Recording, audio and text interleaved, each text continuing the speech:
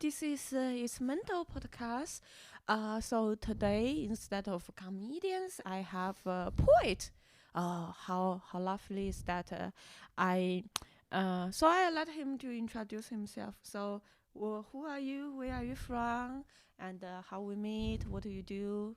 Etc. Etc. My name is Craig McWigan. Is it right to say the second name? I have a joke that I usually say to this. I say, I come from my mother's pussy. And then the other person say, oh, I come from my mother's pussy too. And then I say, wow, we're from the same place. But I actually come from Ireland, from Dublin. Mm-hmm. And what brought you to Berlin? I just was hating Ireland. And there's this thing called Ryanair where you can get like a nice cheap flight. Actually, that's a lie. I came with Aer Lingus, our national airline. So I decided to pay €70. I didn't have a credit card back then, so I begged some friends for a credit card. And I just wanted to be free and just to live life and have adventures and How did you choose Berlin? Oh, because I was in school one day and there came a foreign exchange student and I'd never traveled. I think been in Amsterdam once. I took a weed cookie and have a massive panic attack. And then I've been in Wales, I think once, and once in Spain. I was about 12. So I didn't have any idea of the world. So it came a foreign exchange student and I said, I've always, this kind of a common thing in my life of asking someone like, where can I go? And I said, can you tell me where I should move to? And he said, oh, Berlin. You should totally move to Berlin. So I said, okay, I'll do that. And his name was Jens and he was Finnish. Yeah, and since how long are you in Berlin? I'm here since 2009. I finished my degree and I got on the plane and I escaped. And do you have a cheap rent? Actually, I've had high rent and cheap rent, but right now I have cheap rent because I live in a Wohnungsbaugenossenschaft. Fuck, I need to get on that. I keep delaying to apply. I heard you need to be in line for around 2 years. And I also heard you need to speak German to do the paperwork. Is that true? I will give a vague answer, but when I did my art degree, I learned how to use Photoshop.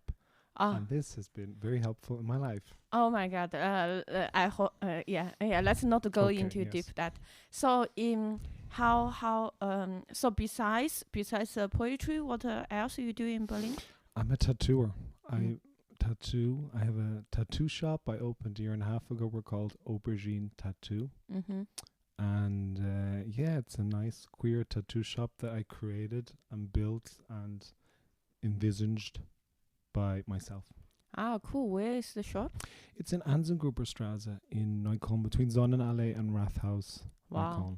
Cool. It's a real place with a sign, like real grown-ups. Yeah. So, don't ask for discount tattoo. You don't want discount tattoo. This is my advice. Yes. Always pay full price. Basically, just rain me in $50 notes when you come in, and I'll twerk. So, before the podcast, we were talking about talk a little bit.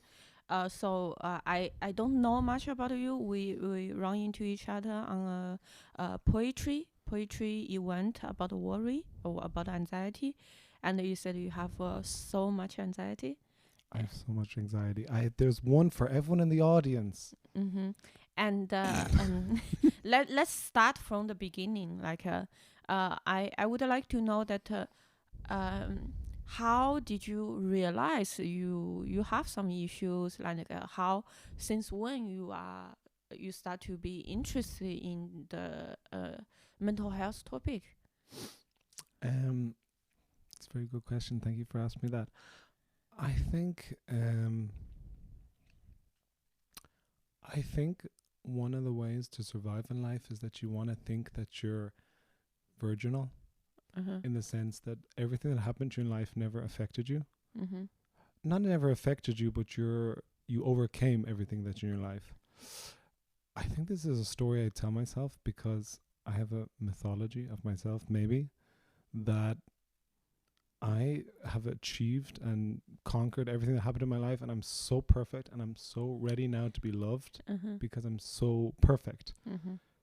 And then, so I would say the first time I heard of the word anxiety was when I was in my 20s. And through this podcast, thank you, Moni, I learned that what I was experiencing is intrusive thoughts because, yeah, I knew that word and that term, but this podcast helped me maybe put them together. Mm-hmm.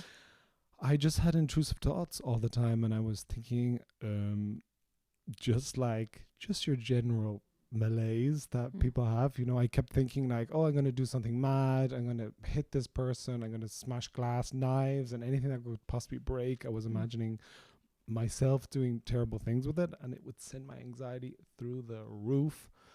And I was having panic attacks, and my mouth was dry, and I was shaking every day, and I couldn't stop thinking these thoughts, and I felt very alone. And I went home and I hid for a couple of weeks, and I thought, I'm gonna go mad. I have to come back. And that's when the first moment I probably would say, was my first time I would say I have anxiety. And that was in your 20s? I think it's something I had before, but in the 20s, it was so strong that I thought it could break me. Oh, and was it one-time thing, or was it a period of intense, this kind of feeling? It's never left me. Although I would say, for me, I would have to say I've conquered it, or I have to reframe it to survive. So sometimes I call it my superpower. There was a TV show. I'm not sure what it was on TV show, and there was like about these toys had superpowers, and one guy's superpower was like he melted, and all the other ones were like, your superpower is crap. I think anxiety is the melting superpower. It's a superpower that tells you get the fuck out of this situation, change. So yeah, I reframe it as a superpower. And over the years, have you got a professional help? Or they sent me to the child psychologist when I was younger, and then they forced me to take medicine. And when I was older, I've always gone back. I think a problem is I've actually been in therapy a lot of times, but I kept forgetting to go, which is a bit strange, but I would just actually forget the appointment all the time. It was very hard to remember. So I've a couple of times started therapy, and I've been on a journey since maybe 3 years ago to really work on myself. I would say at this moment in my life, I have pretty much very few free time because I spent all my time trying to heal, which I feel ashamed about. But a friend said to me, well, the best amount to go is twice a month. But whatever, you're just going to go a lot, and then you're going to become a therapist yourself in a metaphorical sense. So I thought, okay, just continue. Why do you feel shame about healing? I just do a lot of it. I do 12-step groups. I go to a group of people who experience violence and abuse as children.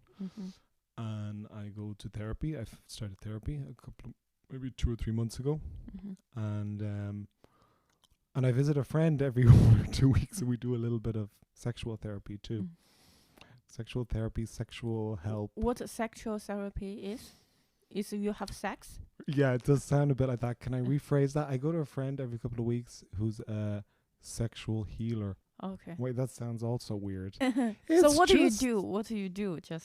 We just sit there and talk, and and sometimes we do some corporate armite body work, which is like with breathing, and I have a little cry, and no, I'm being facetious. She does work, especially with the queer community, and it's about body, sexuality, and acceptance. So I didn't know you are part of the queer community. Actually, I just did a big show about queer mental health. Thank you so much. Oh, yeah. I think one of the line I had is that to be queer, and our society just start to be open in the last 20 years, but then before that, there are so many things already happened to you, and as a queer person, very easy to have this self-hate inside of you without knowing. So there's lots of battles needs to be fought. Anyway, I do feel that there's extra work there is to, no matter how proud you are now, the society has traumatized you for sure, and needs to be healed. And you talking about a 12 steps program. So may I ask, were you having alcohol issue? No, I was doing it because the program is called Sex and Love Addiction. This program was invented by the Alcoholics Anonymous. They were a group of people, Bill and different people in the 50s, and they wanted to help alcoholics. And their work, they visited people in hospitals. They began with 2 or 3 people, and they tried to build up a network of support and help to help people with alcohol addiction. It's totally free. It's totally unconnected to any giant pharmaceutical company or oil company giant. It's one of the few ways working class people can get free therapy. And laymen therapists, so people who are laymen, ordinary people, can become in a way therapists. And it's this program branched out. So this developed into areas of NA, Narcotics Anonymous, and it developed into Codependence Anonymous, Overeaters Anonymous, and Sex and Love Addiction. So I'm in a program for sex and love addiction. So that was working on issues that I had about, I thought my problem was I was addicted to dating apps. And I thought, I can't get off these apps. First I thought I go on these apps when I'm unhappy. And then I realized I go on these apps when I'm happy. And I go on these apps when I'm stressed. And I go on these apps when I'm relaxed. And I go on these apps all the time. And it feels good for 15 minutes, 20 minutes. And then I don't know if it's the sex thing or the not feeling good enough. I get so frustrated because I really, deep inside me, want to show kindness and the loveliness or and sensuality. But I feel like at the beginning I felt these apps are like trying to go on a road trip with a donkey. Right? It's just very bureaucratic, slow, inefficient. And I thought that's why the frustration was happening. But I think that led me on a journey to look at myself. I can't change the people I was searching or what the people did to me, but I can change my behavior, how I act on these apps, or I can change my behavior, how I look for love. And are you still in the program? I am still in the program. Since when you joined this program? 3 years ago. Wow, so you've been 3 years with this program. And what happened 3 years ago made you face your issue and to search for help? Maybe about 6 or 7 years ago, I was like, I have a problem. I'm addicted to this. I can't get out of it. It's so time consuming. It's just the whole master plan to find love. It was fucking exhausting. It was these apps, meeting for these dates, cleaning up the house, getting the shower, going to the gym, changing perfection, everything. You are responsible, like you a person. You clean your flat for dating app dates. That's nice. Well, for the first one, the second time they get a little surprise. And then I thought I need to go to this program. Then I did what every normal addict did and waited 4 years.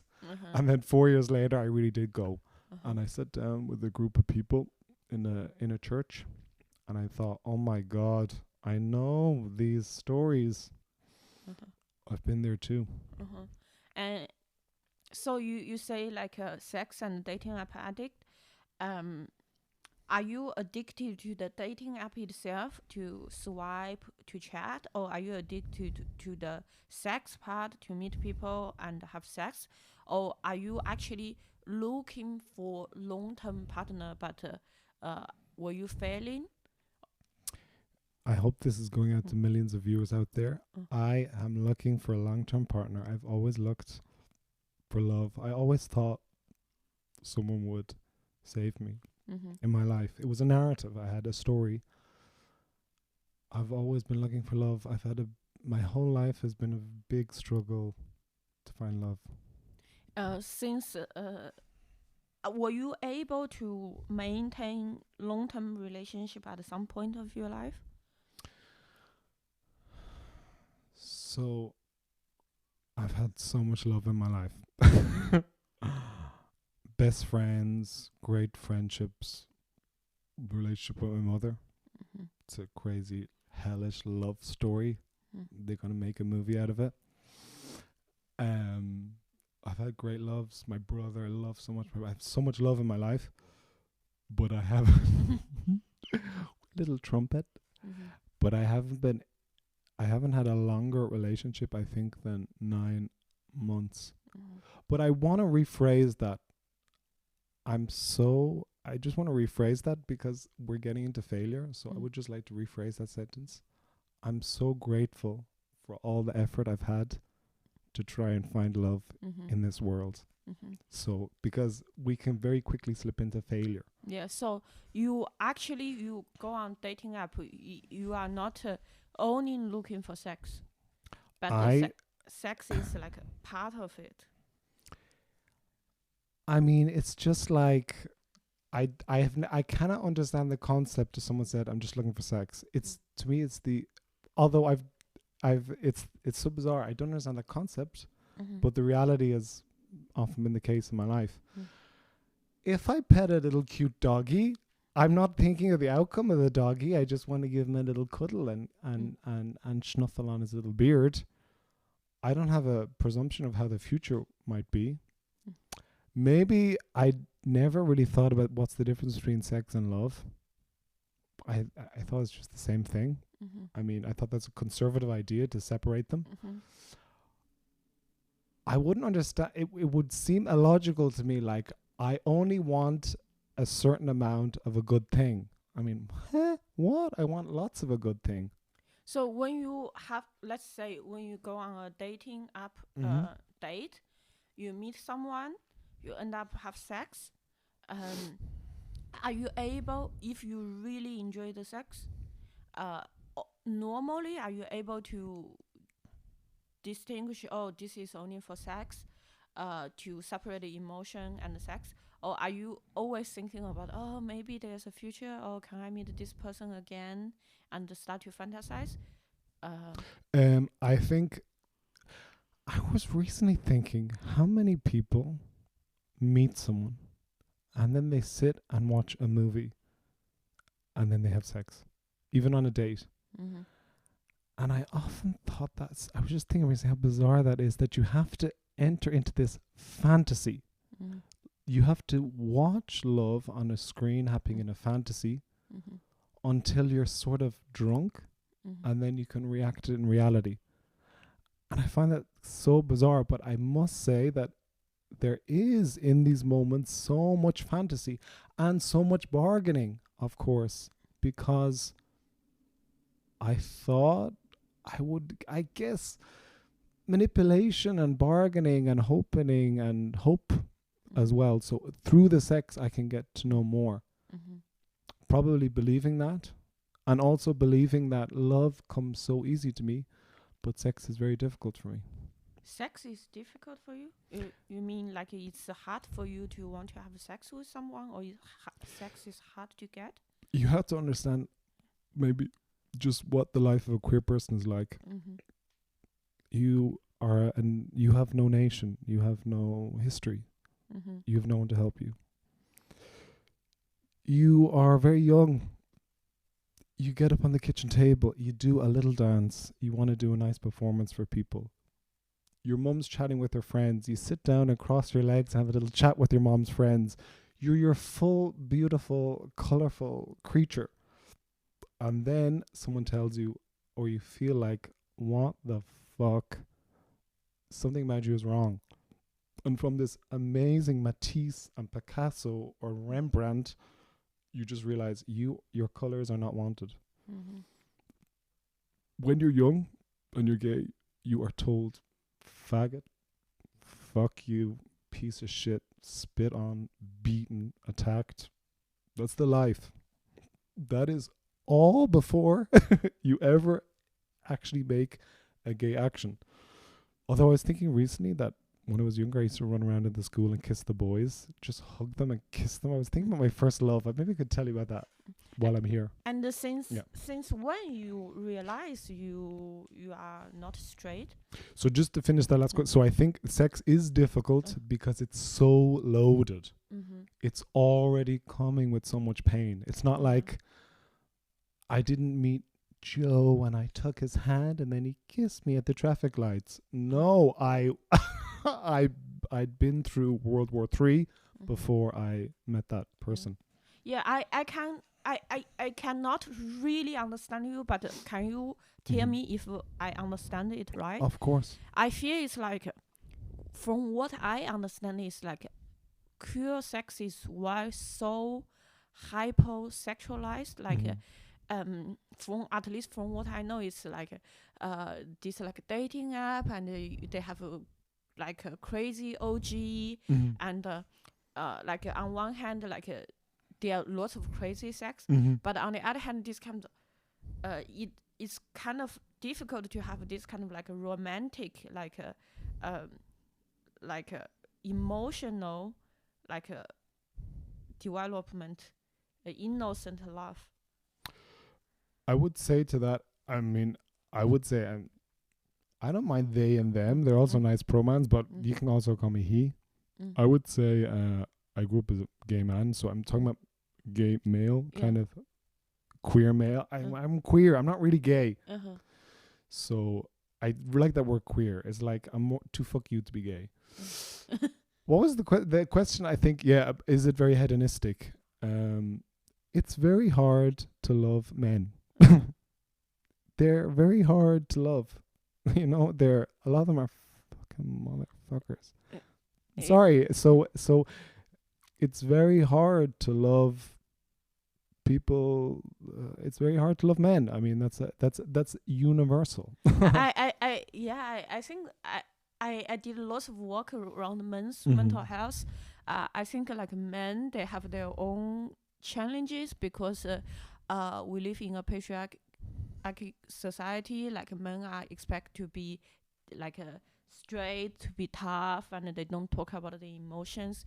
Then you add queerness on top of that, and two men together, both traumatized, both emotionally close, and then you have lots of needs to heal together. That's my imagination. I don't know if it's true. I feel one thing with this question, just is gay culture very sexualized? The one thing maybe straight people miss, that's the best part of being queer, is the friendship. And meeting, I dreamed when I was younger, I want queer friends. Wow. And when I met these people and we could share our stories and our histories, and we could be colorful together, and we could enjoy together, and the depth of the queer friendship. I slept for I meet these straight people, they say, now I understand it. I understand it because men are manipulative with women. I have learned that, you know. But they say, well, I wouldn't sleep in a bed with him. I mean, he's not my boyfriend. We would sleep in the bed together. We would share our clothes together. We would hug together. We would spend all day together, and we paint the town red. The friendships, the queer friendships. And I think that's so missed because I think from the outside, there's such a preoccupation on the sex that ignores the beautiful community. Yeah. That sounds wonderful. So, back to the question I asked before. So, you talk about like the trauma as for the queer community you grow up, like queer people normally would experience. So I want to ask you, how is your experience like growing up? What's the society around you was like? When did you realize you are not straight, and were you like were you open, and were you how do you say celebrating your queerness back then? I think it's decided for you.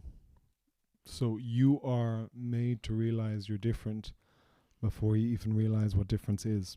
Mm. I remember in school someone would come up and whisper in my ear, "Everyone knows you're a fucking faggot." You know? So that was you were told before you knew yourself. I would say it's a process. It's kind of a bit like saying to someone who's very ordinary, I worship ordinary people. It's like saying to you, when did you become tidy? Mm. It's a very hard question. I think that's a very good analogy. So you just, it never come to you, oh, you are different, but it's just before you realize it, people already start to tell you are different. I think these are dreams that we dream of. I think we dream of moments that change our lives forever. Transformation. There's moments where I did wild things. I mean, I remember when I went to a trip to New York for university, and I didn't have enough money. I hadn't money to pay it, but there was some sponsorship for the. Are you making a story, or is something actually happened? This is a real story. This was real. Maybe 2008. My college university, NCAD, they went to New York for a trip. And I couldn't afford it, but there was some help for students who don't have enough money. They could be on this thing. And I was a foster child when I was younger. I didn't always live with my family, so the state gave me all these little extras. So for the totally unlovable could go for free.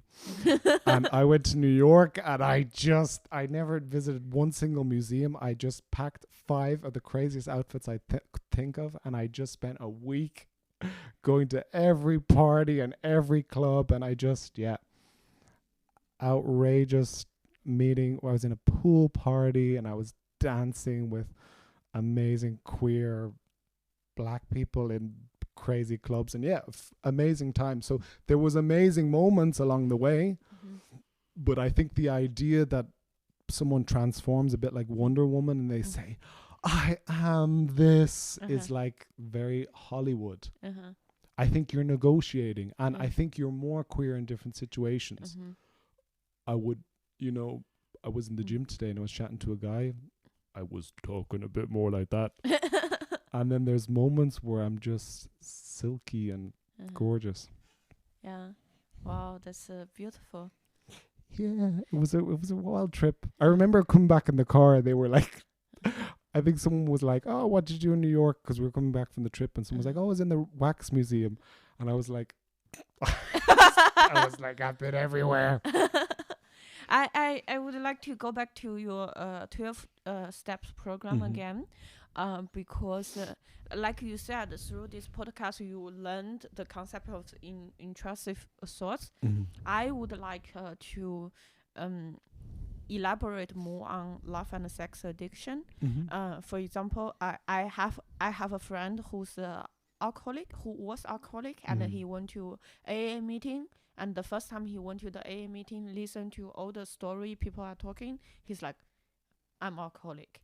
Because everything happening to you has happened to someone else. So you also talk about all those stories in the love and sex addiction group.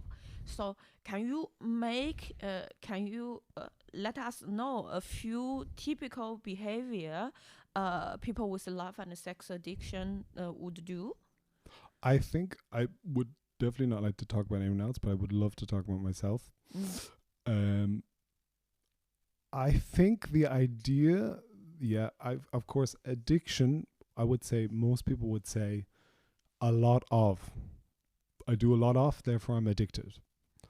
Where actually an addiction is an allergic reaction of the body to something. So I could eat cheese, and Moni, you could be allergic, and then you get a rash. So we say it's an allergy. Addiction is an allergy. So I was not having lots of.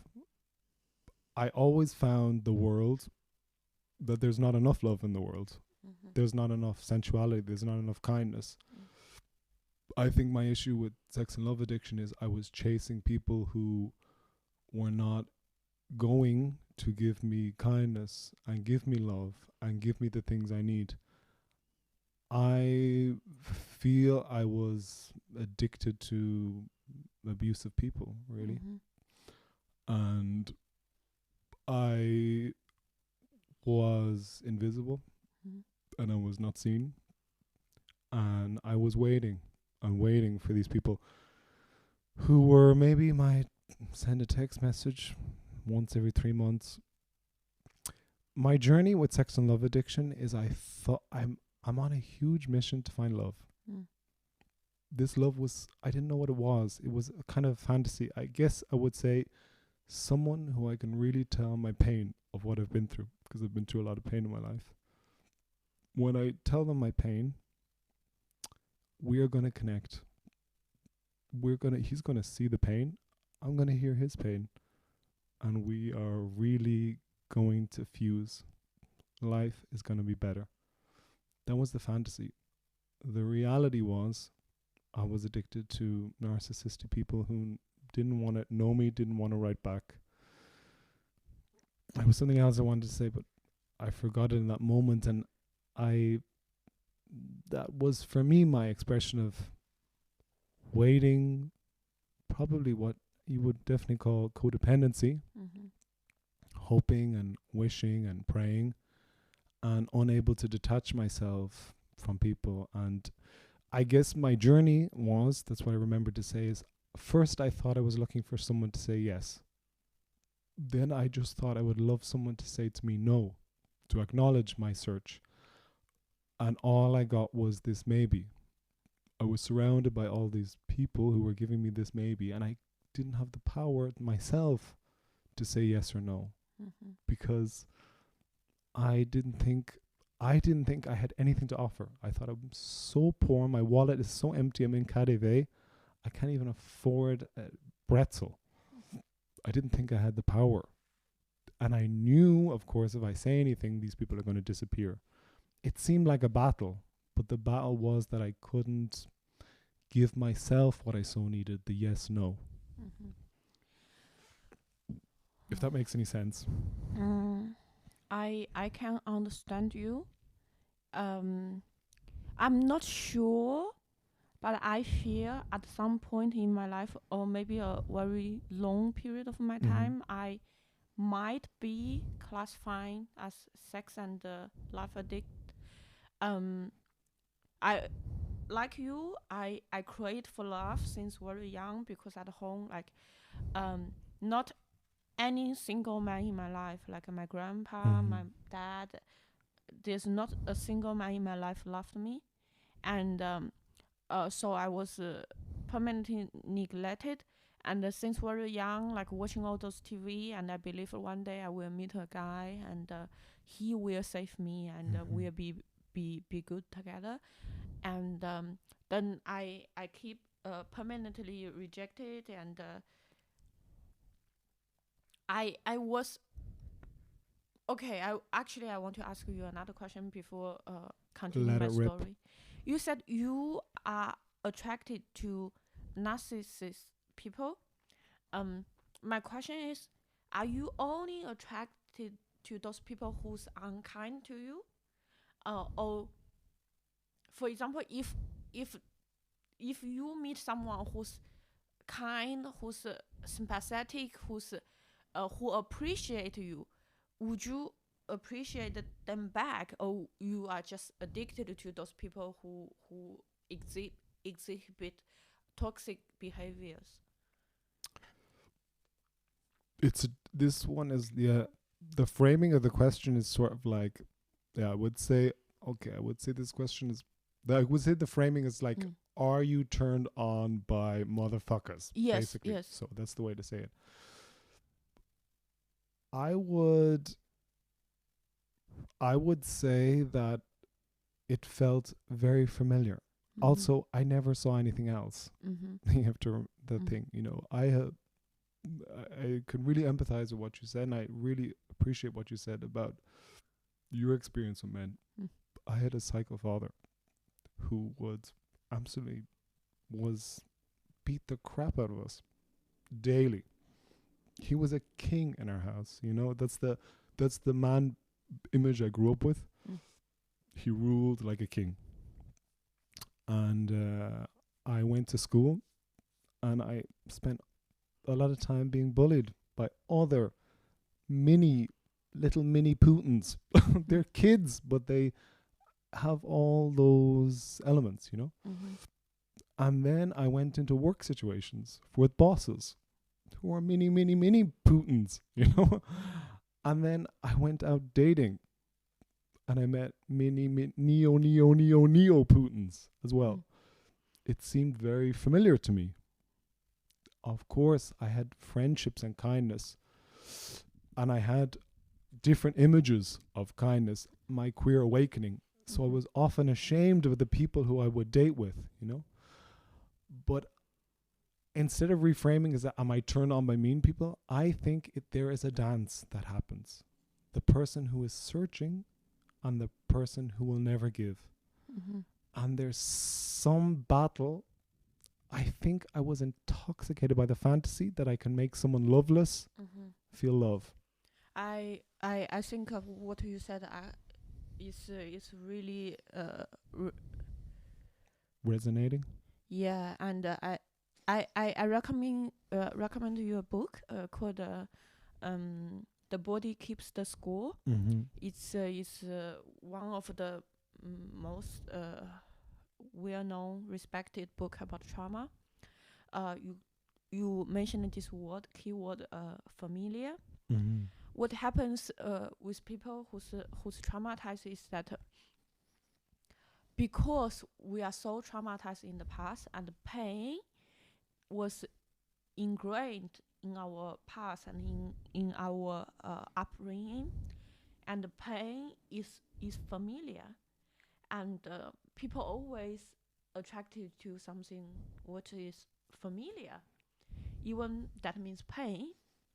And compare with this unhealthy pattern, something healthy is intimidating, and you don't know what's going to happen, and it makes you nervous. But on the other hand, someone who's toxic and or demonstrate this kind of behavior gives you pain in the past, as much as painful it is, it attracts you because it's familiar. And this is one thing I want to talk. And another thing is that you said about you keep wanting, and the other person doesn't give, and somehow there's this dance in it. I think on one hand you attracted to the familiar things because you know what would happen, you know how to dance with this person. But on the other hand, I do believe those people, they know how to pick up their victim. For example, this has been a really, really shameful part in my past. I haven't been able to talk it for a couple of years until very recently. So when I came to Berlin, it's my first time in my life that I am financially independent. I have visa, I have a job, and I was thought, okay, finally I can find love, and because now I have money and I'm independent. And I was keep on dating apps, and I think I probably exhibit like display lots of symptoms of sex and love addiction.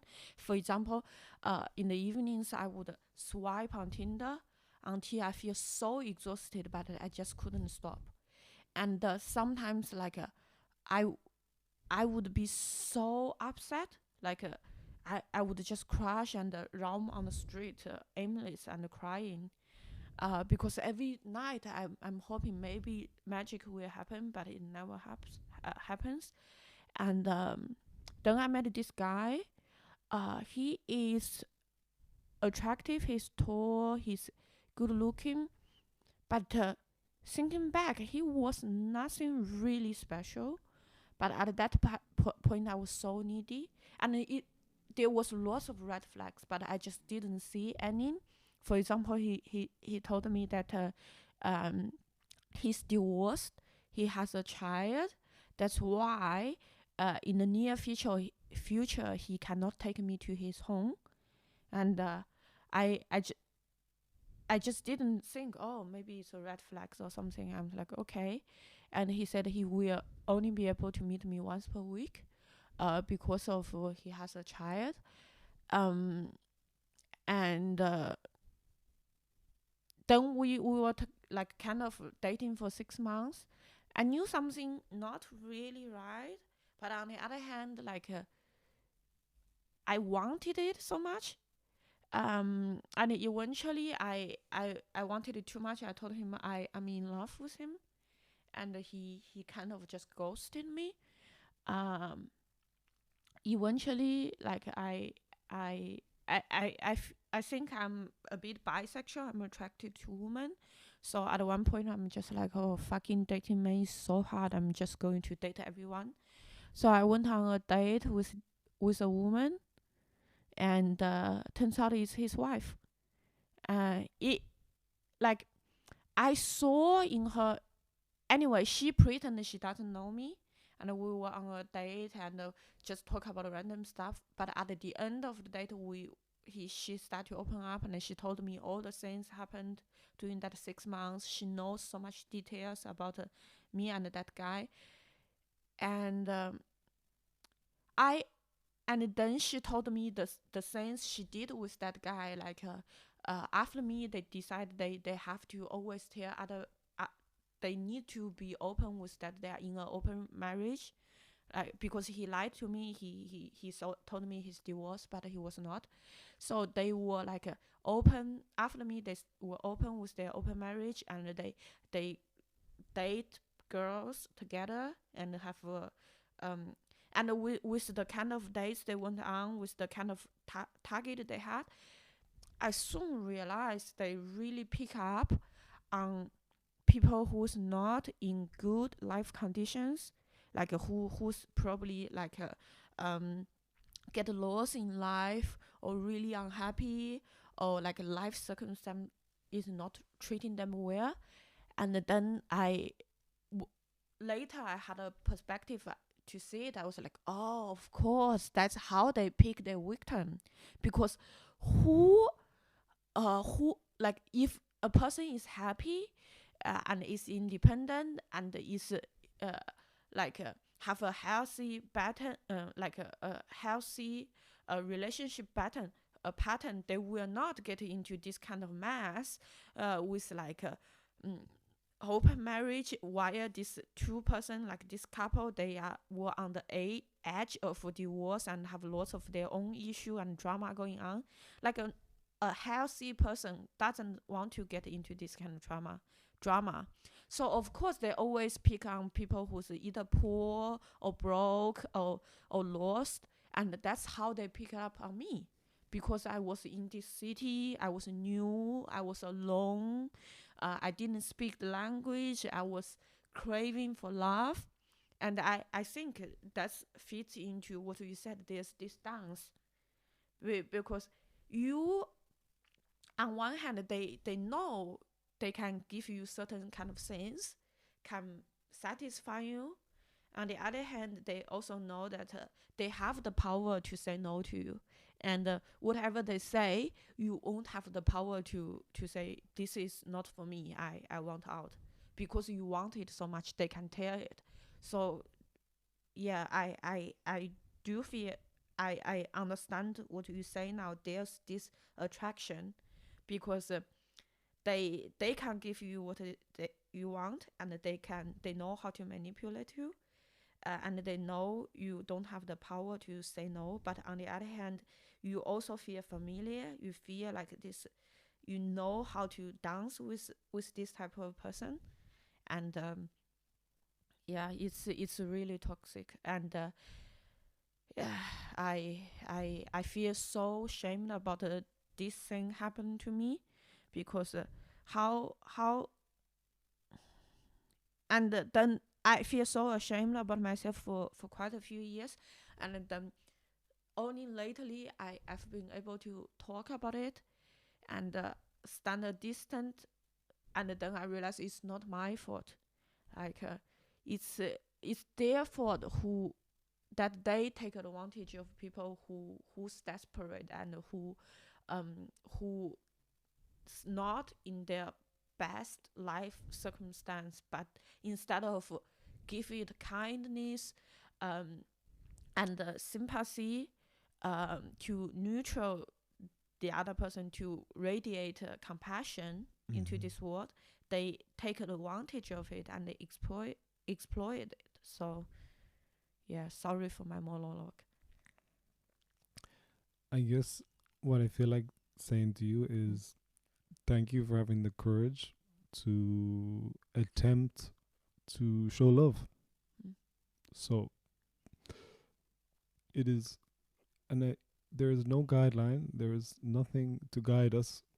Where it's a competitive society. Maybe that it's not around. We can really support each other if we open up about these experiences. I hope I can be open about my experiences. But you make an attempt. It's so courageous to try and give yourself. Sometimes in these moments, we are loving someone, but we're not loving ourselves. We can think about these people if they search us out. In a way, it's like if you want to ask me something, you know, how Craig, when you were here, can I just, do you know when someone leaves and your anxiety after and you want to ask them something? I hope you have the feeling you could ring me up and ask me. These people you cannot ask because there's missing a huge element in this dance. Communication. They dole out words like you're sending an SMS text message in the 90s. You know, you're trying, as if they're trying to save money. Yeah. That is the feeling. When communication is free, flowing, eternal, knowledgeable, wonderful, constant, renewable, does not harm the environment. You can just keep on yapping all day. It's not going to do anything with the greenhouse gases.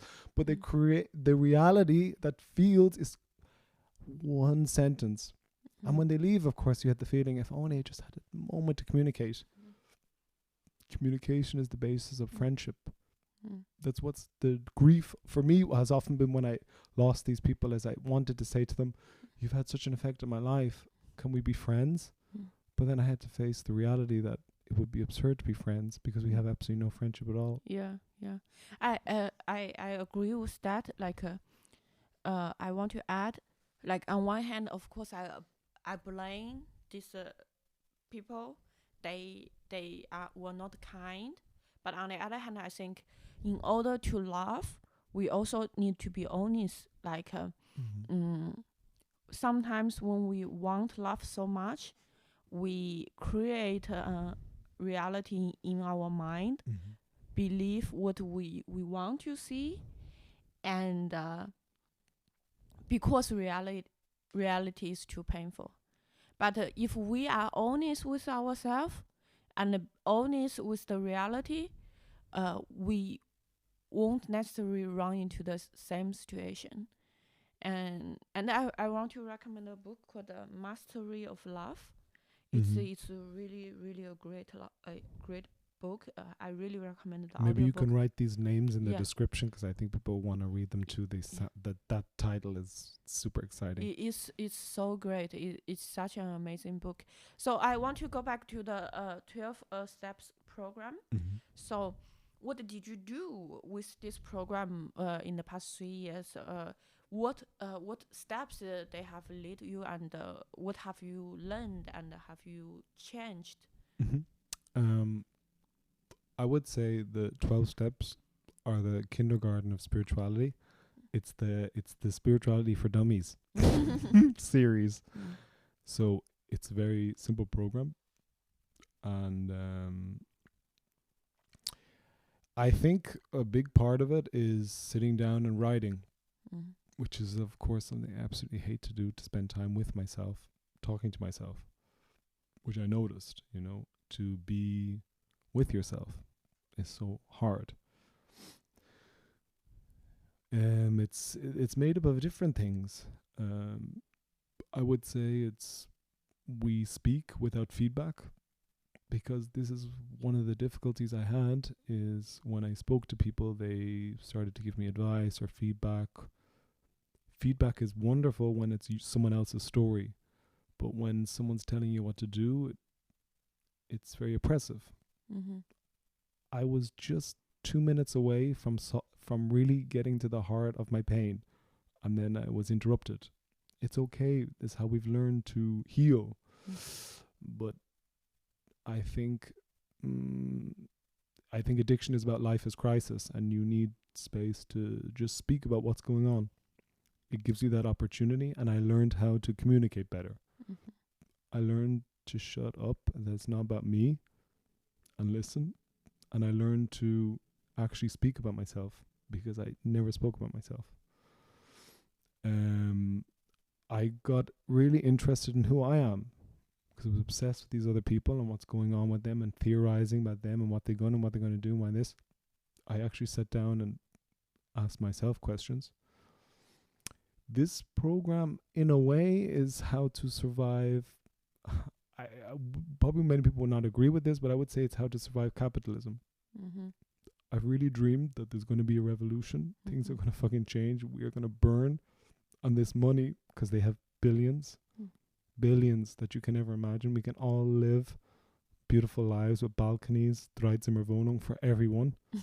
It's just a myth that they tell us. We can have gorgeous balconies filled with plants. We can grow organic vegetables. And this revolution, I'm 36 now. Maybe it mightn't come in my lifetime. If it is coming, I'm working on it right now, by the way. So I'm sending this message out. I feel this program is about how to survive within the terms of this program, within the terms of this system. Mm-hmm. I can't change other people. I tried so much. I really tried. If someone's looking for change, I hope they see in me something. We can go on a walk. I've got lots of tips. I can take responsibility for me. I can see my patterns. Addiction. Someone's addicted for 15 minutes and they spend the rest of their life in boredom because they know their own patterns. I can just try to look at my patterns and see, like, oh, for the 1050th time I made that mistake, maybe tomorrow I'll not make that mistake. Yeah, you talk about the capitalism. I do feel like lots of our source of pain and unhappiness and boredom coming from this consumerism culture, which I haven't noticed until I started my mental health journey. But the society really, like, all the information we get, they make you more irritable, and they make you worry more. They make you believe, get this, get that, buy this, buy that, and so you don't have enough. You don't have the perspective or energy or time, focus span to really focus on what mean to you and what makes you happy. I do feel like consumerism is an addiction itself, and it's contagious too. I I had lots of addiction, like a couple years ago. I was addicted to Tinder. Like, I had Tinder, Bumble. I had like all those apps out there. I had Tinder Gold. And I was swipe at least like 1 hour, 2 hours per day, and I was a shopaholic, and I'm still dealing with the aftermath of my shopaholic time. I'm still giving out free clothes, stuff I bought like 5 years ago. But it's just it's just a quick fix. Like, how in Chinese we have a saying, say you drink poison to feel when you are thirsty. It's not a solution. It makes things worse. And spirituality is a way to hear and a way to realize the way the society are built now is not for your interest, and you need to realize that and swim against the current to find your own happiness. So I also want to ask you, um, like you are still in this program, what do you notice the change in you, like day to day life? I think after when you break your leg gets broken and then it gets healed. I think we use this metaphor for for too many things in life. After the crisis begins the second life of recovery, life of healing. It's a process. The crisis is never going to end. I think that's a part of it. You are always an addict. The question you asked me, or as I heard it, have I learned or what changes have I seen? Like a day to day life. Day to day life. I learned some basic things. I think a lot of that was done through my work with a sponsor, who was a lovely woman.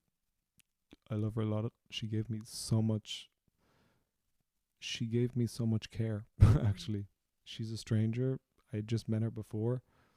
I met her at a meeting, and I met her every week, and we did our program together, and it opened up a lot of things and started me on my journey, because I always believed any sort of self-help is totally bourgeois and a load of shit and just for posh people.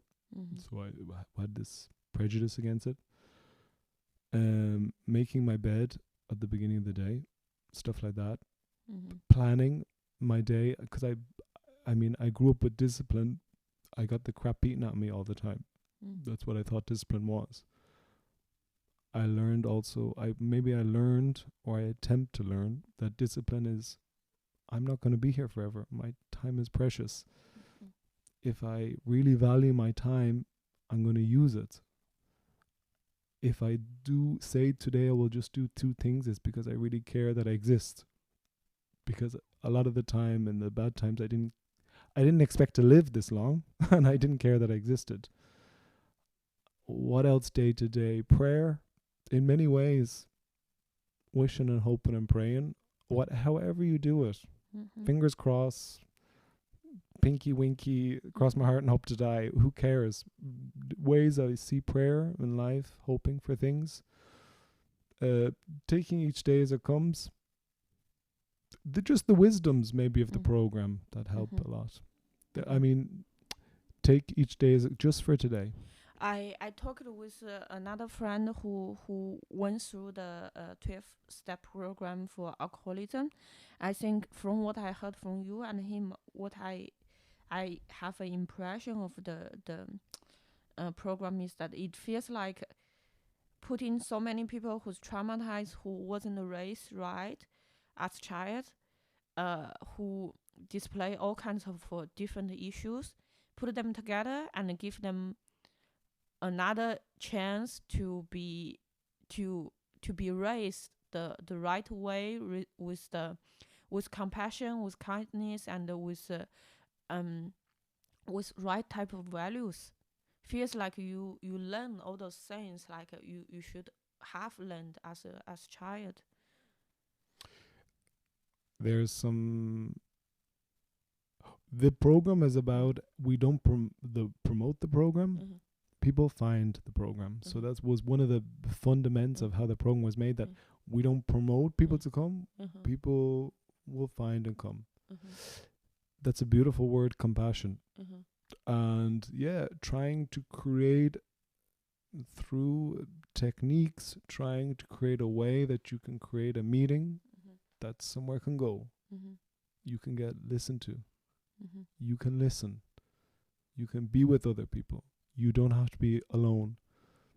I'm thinking of bell hooks, very few people heal alone. That is one of the biggest fucking shit they're telling you. I'm the Dwayne the Rock Hood Johnson, and I have conquered all my problems absolutely alone. Many people heal in community. And opening my mouth and saying, hey, I have crazy thoughts. Opening my mouth and saying, I'm scared. Opening my mouth saying, do you experience that too? helped, not maybe in the way that I've done it before, which is searching in people to tell me if I'm weird or strange, or am I strange? Am I a freak? Am I a weirdo? That kind of searching. People sharing, people who are willing to share themselves. And yeah, I've gone a little bit Walt Disney, but that's what I wanted to say. Wow. You know what? While you talk about your sex and love addiction, I look at you. I just feel amazed because I thought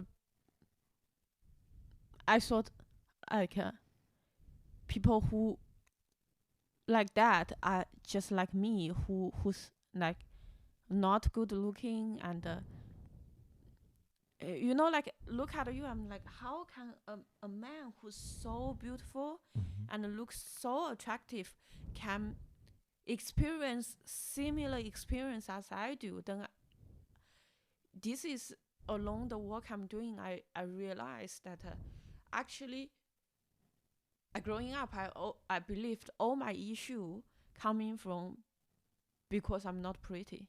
But I realized actually how you look is really irrelevant of how you feel.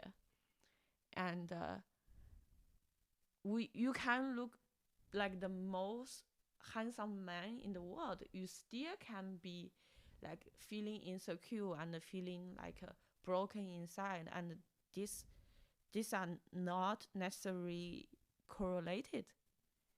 And I just feel amazed. I also feel amazed by you.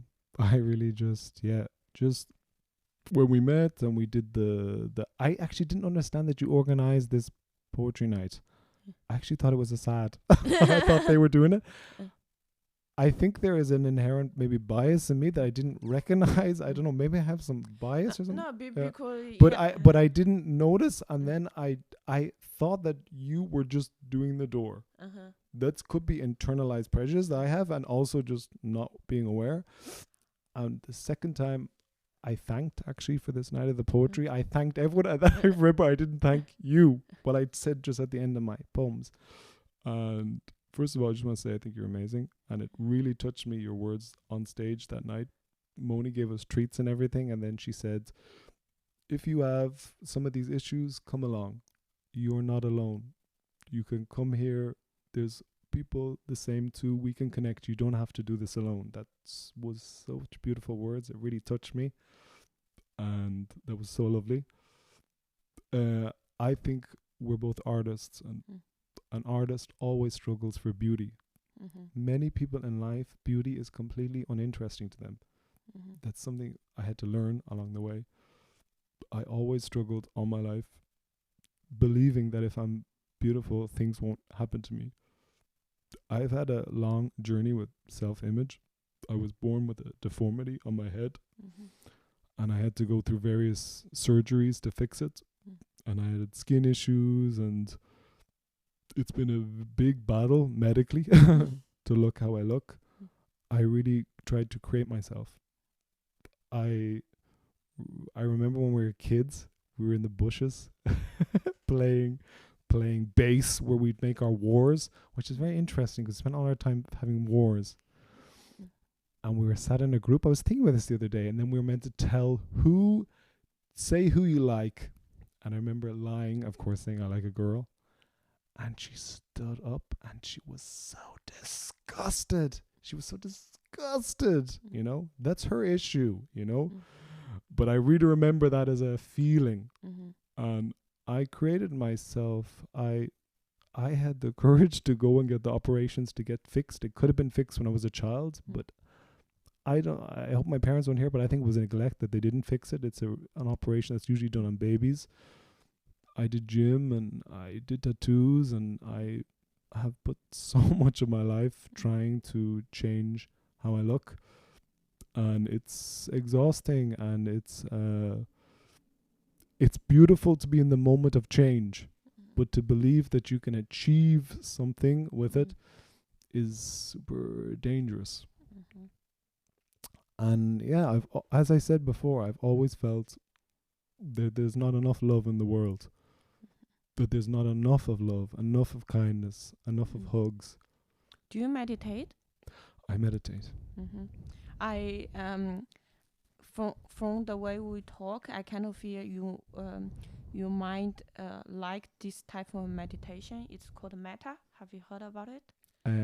That's when Facebook pretended to hide all their crimes of the past and gave themselves another name. No, meta. No, like METTA. Like ETA. Okay. METTA. So it's called like the direct translation is loving kindness meditation. Basically, it's super easy, super simple. Like if you search online, like there's probably a whole program is like 30 minutes, like divided by 5, and each session 6 minutes, something like that. It's basically we just chant. So normal mindfulness meditation, you focus on like breathe. And this one you focus on the chant. So you chant first. You maybe today you chant. May you think about a person you love. Like may you be happy. May you be free of suffering. May you enjoy all the happiness in life. And then tomorrow you radiate this love, like to some people you just, maybe it's the cashier at the supermarket or a neighbor. You radiate this love and kindness to them, and eventually you radiate to every living being in the world, and then eventually you bring it to yourself.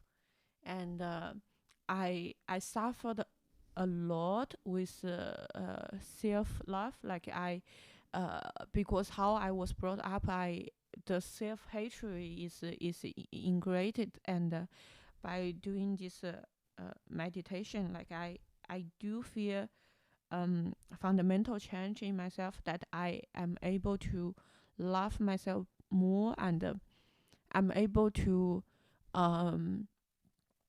like react to people's behavior in a more compassionate way.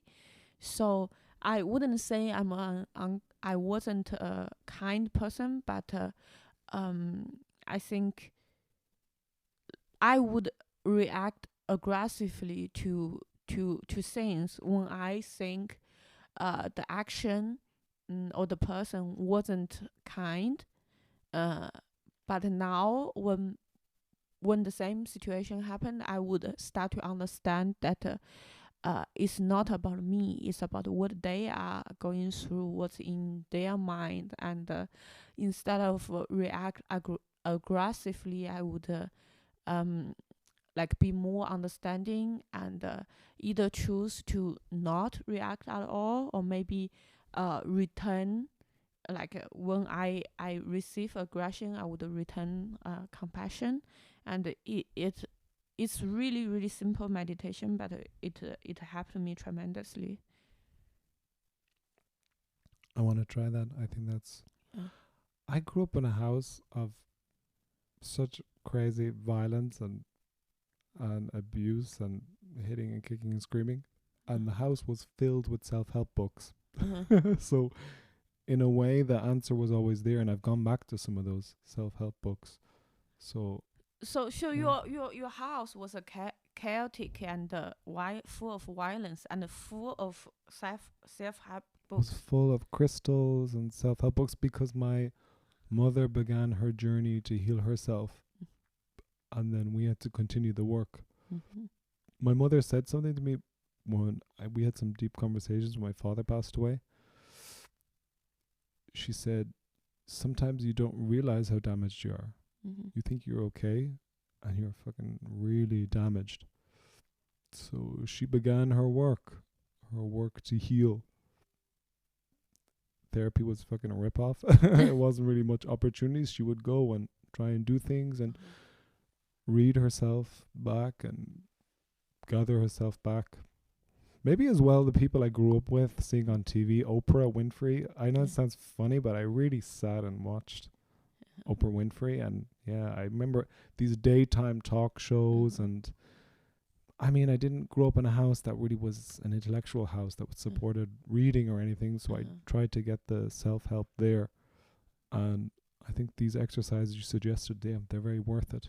Yeah, I think Oprah really did lots of good work about bringing like awareness for mental health. Actually, she did a documentary with Prince Harry. I think is that Harry, Prince Harry, the Little one Prince Harry, the little ginger one, the cute one. Yeah, the one who married the American actress. Meghan Markle. Yeah. Right? Yeah, so she did a documentary with him about mental health. I forgot the name. It's on Apple TV, and it's like a few episodes, 4 or 5 episodes, and it's really really amazing. For example, they have an episode with Lady Gaga, and Lady Gaga opened about talking about her trauma, being raped and being abused. And they did different people with schizophrenia and OCD, and it's the first time I start to understand OCD, because in real life lots of people say they have OCD. I kind of feel like they are just like to brag about it. It's kind of abused, but in that documentary I see, oh my god, like how OCD really can hurt a person's life. Like this lady, she really like cleanliness, and she would wash her hand until it almost bleed, because somehow she just couldn't stop, and then an avocado dropped on the floor, she cannot pick it up. This kind of thing. And it's really a good documentary. You just search Prince Harry and Oprah documentary, you can find it. It's really great.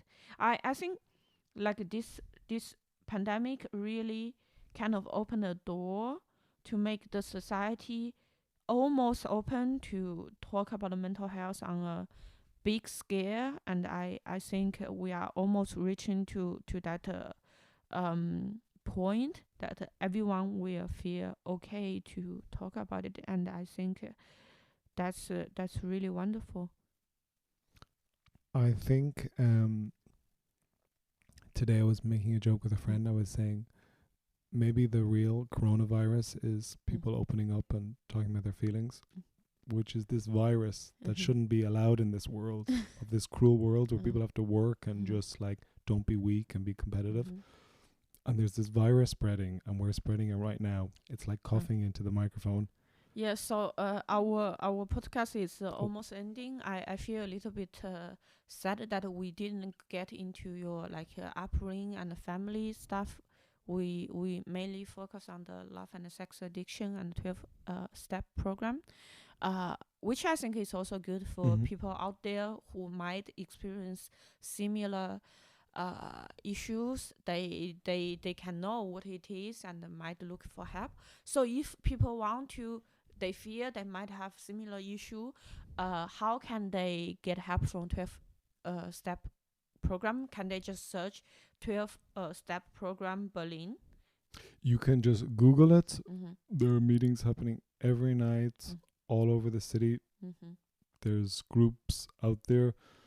I would say Google, and you can choose which one. AA, if you believe that's where you want to go to. NA, that's also the option. You can go to OA, Overeaters Anonymous, Debtors Anonymous. There's so many different ones. SLAA, yeah. Are they in English?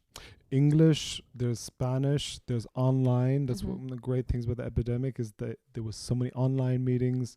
You can go online all over the world. There's meetings happening right now. People are healing as we speak.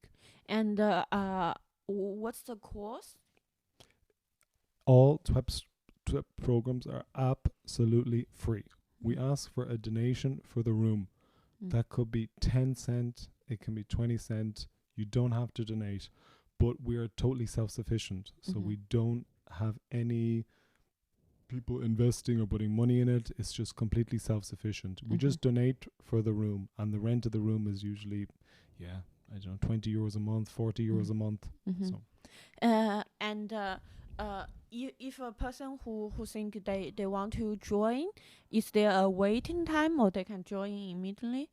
No way. It's definitely not like trying to find a therapist in Germany. You show up, we're very welcome to see you. You can come anytime. You're always welcome back. Mm-hmm. The only requirement is to want to bring change in your life and stop living out an addictive pattern.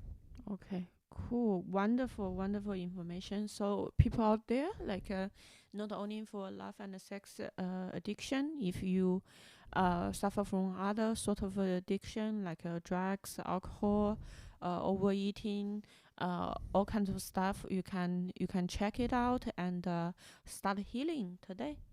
Can't wait to see you. Thanks so much for listening to us. Thank you, Moni. Thank you, Craig. And for people out there, if you don't know yet, now I have my Patreon account.